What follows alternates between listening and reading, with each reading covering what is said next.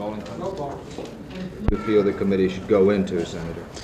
Well, this will be for the committee to decide in its informal meeting, hopefully today. After it has conducted that meeting, then of course the chairman can speak to that question. No, but we've had the Eagleton affair of last year involving a health problem, and now we have the Agnew affair involving financial dealings. Don't you think that there is a duty for Congress, and don't you as a senator feel that there should be a very complete investigation into these areas? I think that the committee has a duty to the Senate and to the people of the United States to conduct a thorough hearing and to go into all appropriate matters.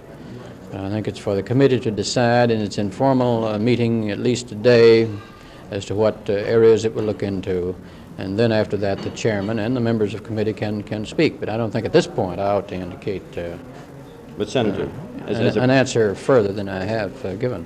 As a practical matter, isn't Gerald Ford's confirmation in the bag? I wouldn't say that. I would say that the nomination has been very well received in both houses. Jerry Ford has a lot of friends on the Hill. We all respect him. We have confidence in his ability to get along with members on the Hill. But I think that any further comment would be inappropriate for me, especially in view of the fact that I am a member of the committee that will conduct the hearings. Do you think that this will improve the President's relations on the Hill? I think that if Mr.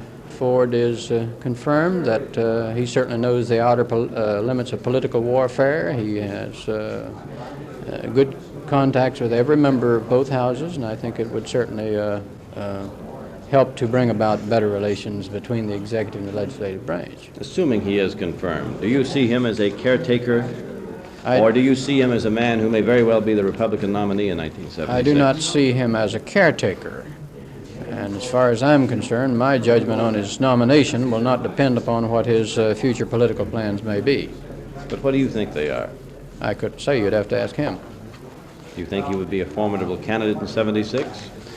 I think any individual who is selected by the conventions of either of both parties would certainly be formidable candidates. I don't see why a convention would select an individual if he wasn't expected to be a formidable candidate. Thank you very much, Senator. We don't run FBI checks on senators or congressmen. Are we on? No, I was going to start. Let me just ask a basic question. Right. Senator Jackson, everyone says today here on the Hill, speedily. An appointive and elective must be made. We don't run FBI checks, maybe we should, before a person is elected to the House or Senate. It is because for the first time in our history, we are in a situation where a president is appointing a vice president, and the Congress, both House and Senate, must confirm that appointment, that this kind of check and review must be made. I think it's only in fairness to Mr. Ford that this sort of thing be done, that it be done without delay, but it be thorough in its review and scope. Well, what kind of things? The President nominates and the House and Senate confirms a nominee for the vice presidency of the United States. The point is, this, under our system, and the line of distinction, is that he is being appointed. And when someone is being appointed and approved by the Congress, then these checks are made. We do not, under our system, have a condition precedent to the effect that no man can run until he's had a full FBI check. Now, that's where we draw the line. Right or wrong, this is our system. And the people are, in effect, the FBI in checking. They decide whether the man has the qualifications. And every member of the Senate gets, when he's assigned to a committee, he gets a full clearance by reason of the fact that he has been elected. No FBI check is required when I was assigned to the CIA subcommittee.